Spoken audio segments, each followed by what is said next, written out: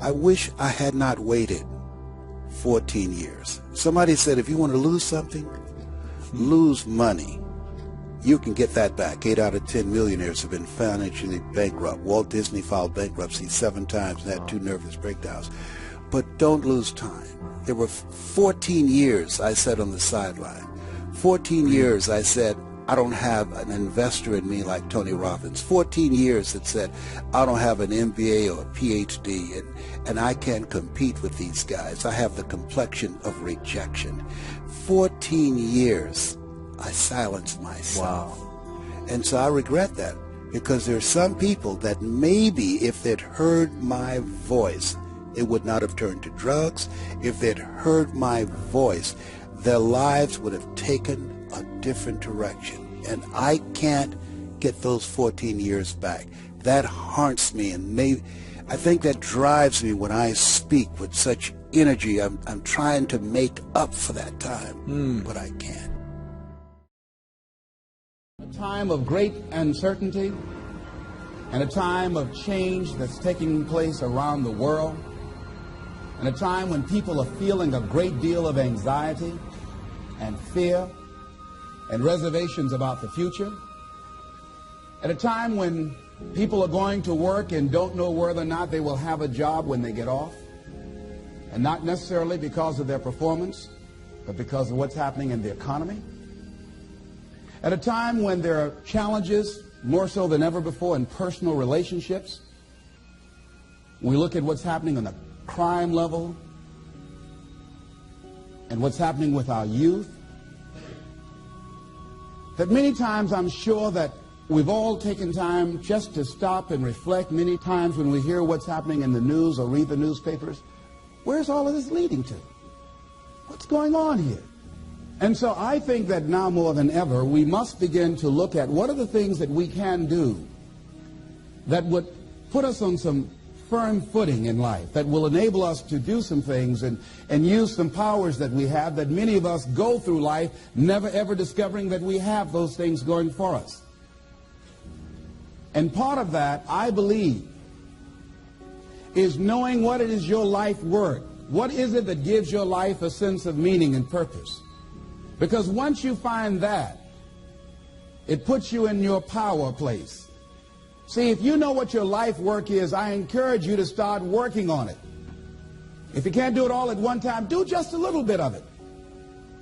And if you don't know what it is that you showed up to do, if you don't know why you're here, I encourage you to find out what your purpose is here. What is the meaning of your life? What will be different? Have you ever asked yourself that question? I've done that. I remember coming from a friend of mine's funeral, and I was reflecting on how much time I had left. And I went for a walk in a park thinking about this guy whose life was so promising. And I mean, he wasn't an old guy. He was quite young, in fact. And I thought about all of the things that he said he was going to do, and he never got a chance to do those things. And I started thinking about my own life and how much time I had left to do the things that I would like to do.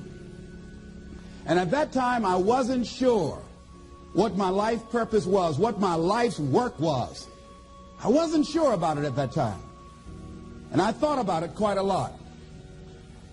I had some idea, but I wasn't convinced. That I don't think I felt worthy. I didn't believe that it could be me to do this kind of work that I'm doing right now. And I say to you that if you begin to take a conscious effort to find out what it is that you're supposed to do, I say that it can literally save your life.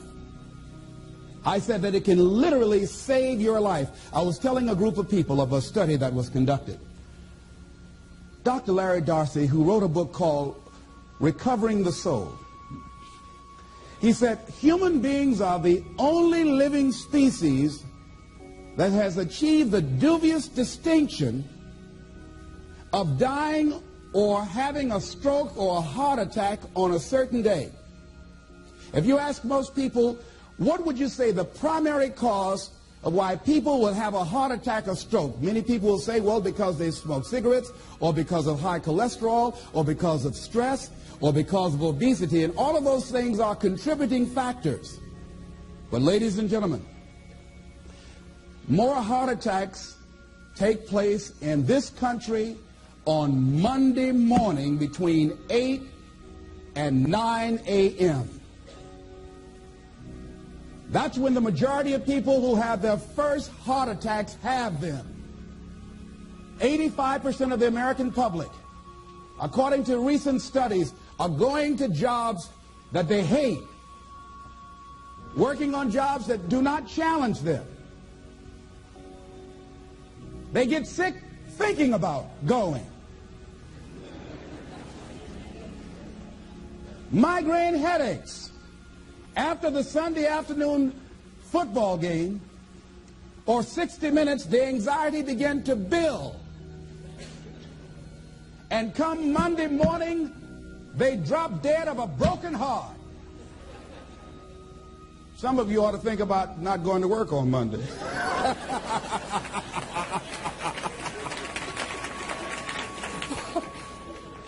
Think about that. People are literally dying to go to work.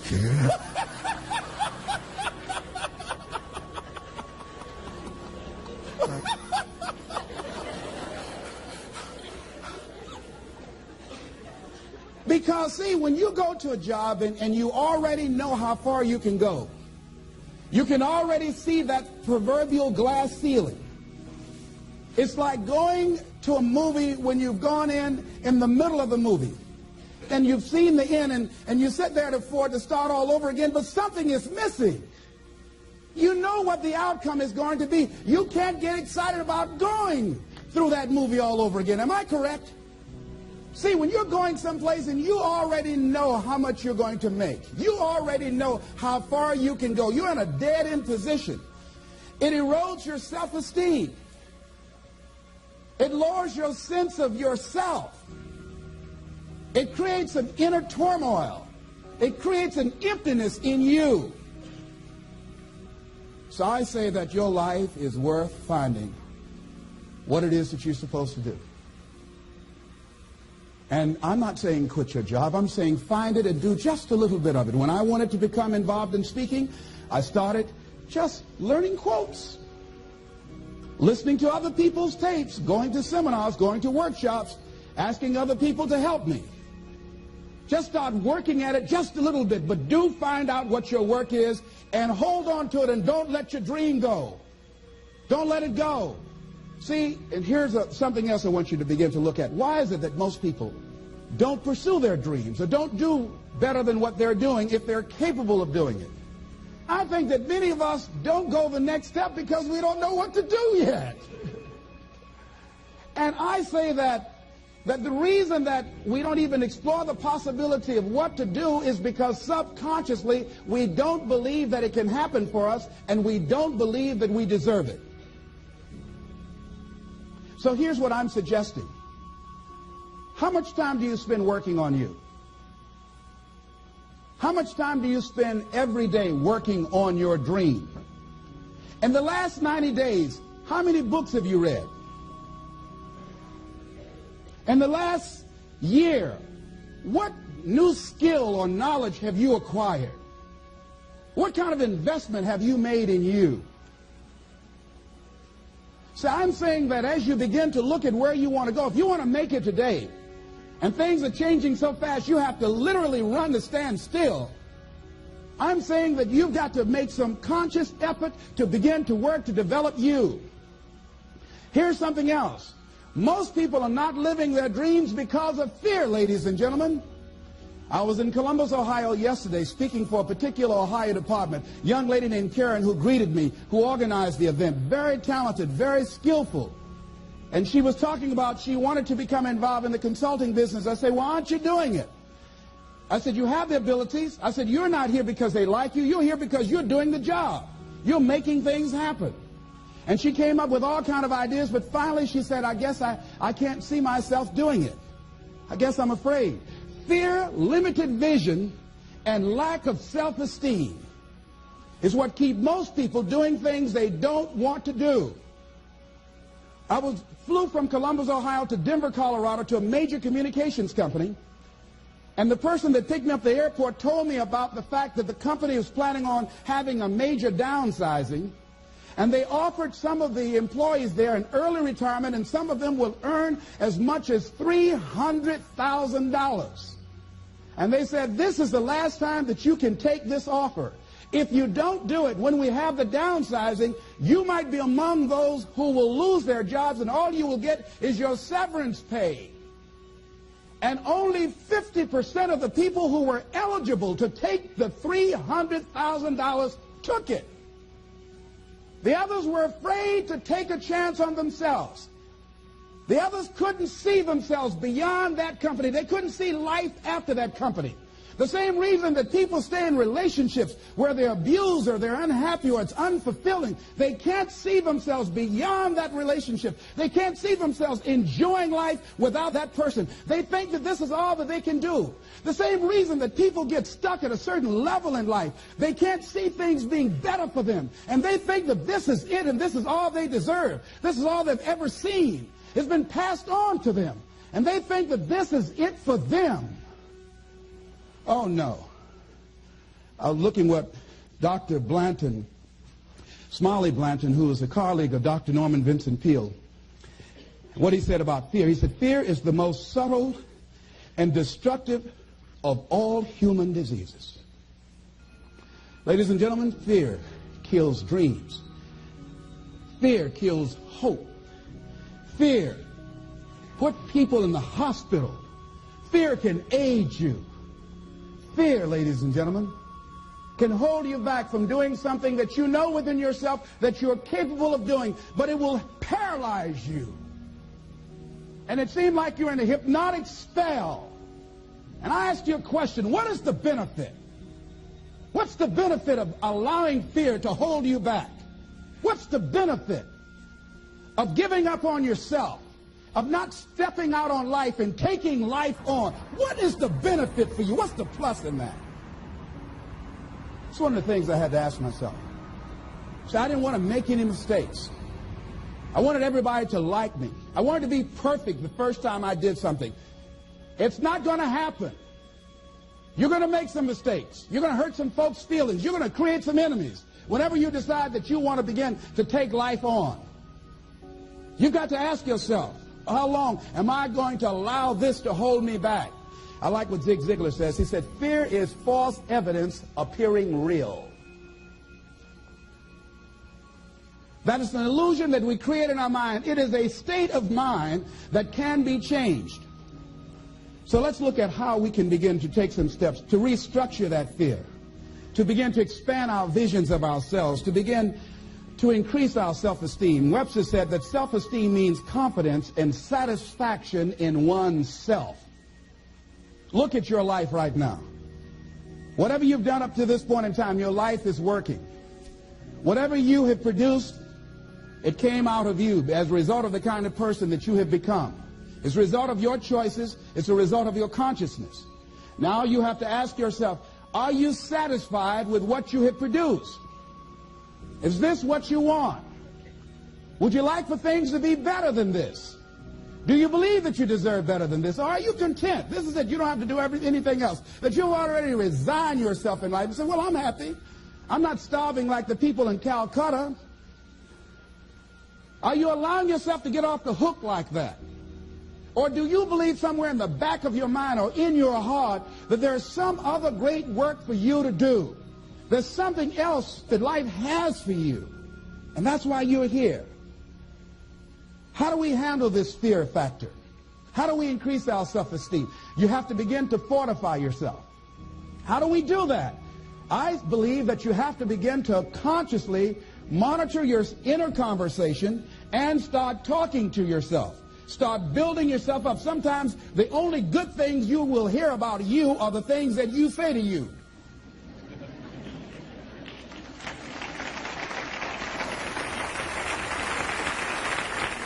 Young lady that was in the audience this afternoon said to me, I told myself yesterday for the first time, I'm proud of me. And she said, I felt good about that. So I'm saying learn to be your own booster. Start building yourself up.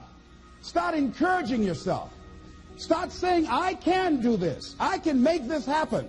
When I started thinking about becoming a speaker, I said, yes, I can do this. I can make this happen. When I start trying to convince myself I can be a businessman after flopping and failing and losing thousands of dollars and feeling stupid and dumb and having people take advantage of me because of what I didn't know. I had to talk to myself because people were saying to me that I was dumb. And somewhere in the back of my mind, I was saying, you're right. Look at what I've done. I had to say, no, Les. Hey, come on, man. Get yourself together. You can handle this. You just haven't figured it out yet. It's all right. This is your training period. This is the tuition you have to pay for what you don't know. You can do this. Other people have done it. It doesn't take an Einstein. Get you some people that can teach you some stuff that you don't know. Get you some people that have done it successfully and learn from them. Take some seminars, workshops, read some books on how to manage a business. Change the way you see yourself and begin to tend to the personal details. Understand that nobody's going to take care of your business better than you. And when I start changing that kind of mindset of beating myself up because of my mistakes and start looking at the possibility of my doing better, of my making the adjustment that would enable me to do what I want to do successfully, things begin to change. And I'm saying, stop beating up on yourself. You do it. I know you do it. I've done it. It's a natural inclination for us to put ourselves down. See, we are born negative, I think, in a negative consciousness because we live in a negative world. See, you don't have to teach children to lie. They'll lie automatically. Did you wet in your pants? No, I did not. Well, what is that? I don't know. You don't have to encourage kids to misbehave. They will do it by themselves. You don't have to encourage them to do the wrong thing. They would do it automatically. You have to correct their behavior. So I'm saying that we have to work through the challenges of life in learning how to begin to work to fortify ourselves. Repeat after me, please. I can live my dream. I can find my purpose in life. And live my purpose. I deserve more from myself. I deserve more from life. Shake somebody's hand on your right and left and say, you deserve more from life too.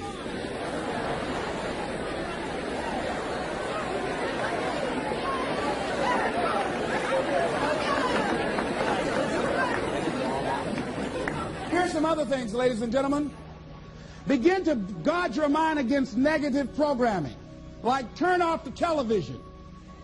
Don't watch the news. Don't watch it. I think that more people have a sense of hopelessness and anxiety about life. If you look at the news, you cannot feel good looking at the news. You'll be scared to death. You're scared to go to sleep. I mean, it turns your power down. You've got to be conscious of that. Don't pick up the newspaper and read it. No. Just try this. Just experiment with yourself. Now, if your job depends upon you knowing certain things, let somebody tell you just about those things. But start filtering the stuff you allow to come in your mind. You know that song you used to say, don't let nobody bring you no bad news. I tell my staff, look here, don't tell me any bad news while I'm on the road. Let me handle it tomorrow. I don't like anybody to tell me any bad news at night before I go to sleep. I can't do anything about it anyhow. Why let me go to sleep with that on my consciousness? No, and my staff, they know that. Say, let it wait till tomorrow. And I have a period of time. Tell me bad news between 10 o'clock and 12 noon. After I prayed and meditated and read my books, I'm fortified, I'm ready to handle it. I deal with it, and I'm out of there, and I'm going on to something else. So you've got to guard the kinds of things that you put in your mind. See, if you don't program your mind will be programmed because human beings are goal-oriented. That's why we die of broken hearts early. That's why we're running through life to early graves. We're going through life, ladies and gentlemen. And I think that Henry David Thoreau said that most men live in quiet desperation. Most of us go through life running scared. Larry DeAndre, who I think is going to be one of the greatest motivational speakers around today, told me a story, a true story of a friend of his, that every day when he came home from school, when he would get to a certain block in his neighborhood, there was a neighborhood dog that would chase him. And that dog would start after him barking. Boy, he would run, just running from that dog every day. Finally, he just got tired of that dog chasing him every day. He said, this dog come around here today, I'm going to take a brick or something and bust him in the head. So he was walking home that day, minding his own business. Sure enough, Same area, there was that dog there. And the dog started barking, he started running, he saw a brick, and he stopped and picked up the brick and turned around, and the dog got close to him. He realized the dog didn't have any teeth.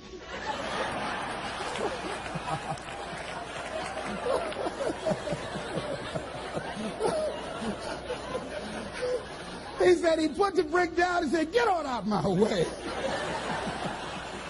And ladies and gentlemen, all our lives, many of us go through life running from things that ain't got no teeth to do us any harm.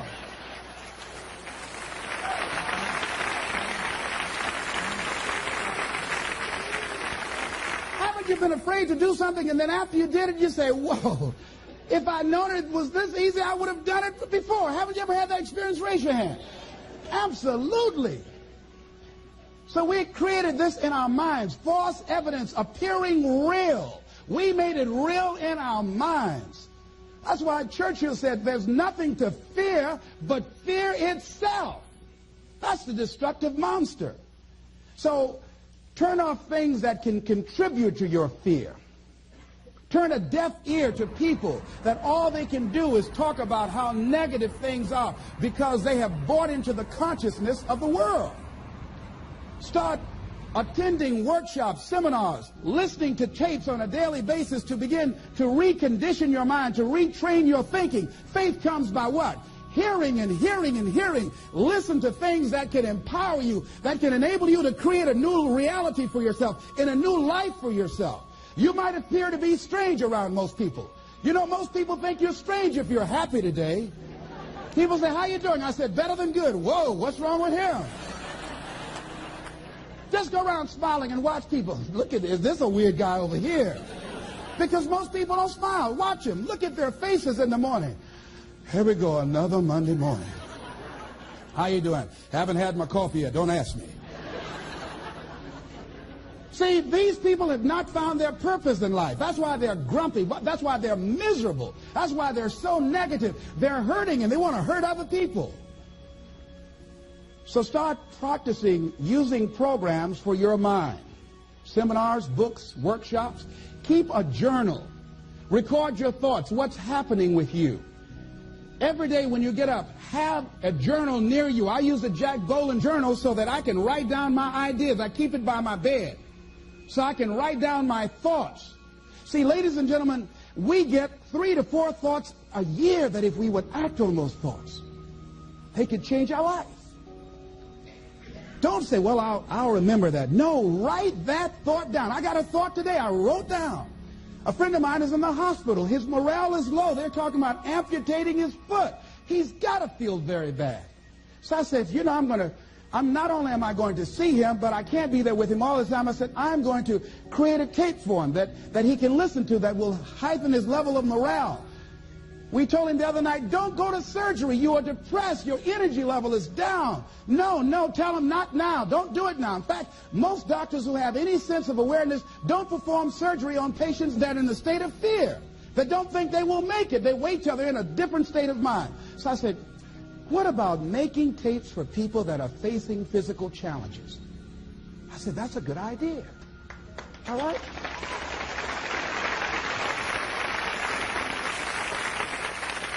See, there are ideas that can come to you out of things that appear to be negative. I have a friend out of Chicago, just met him. He was 23 years old. And this guy, he went financially bankrupt 2 years ago, ruined his credit. Guess what he decided to do?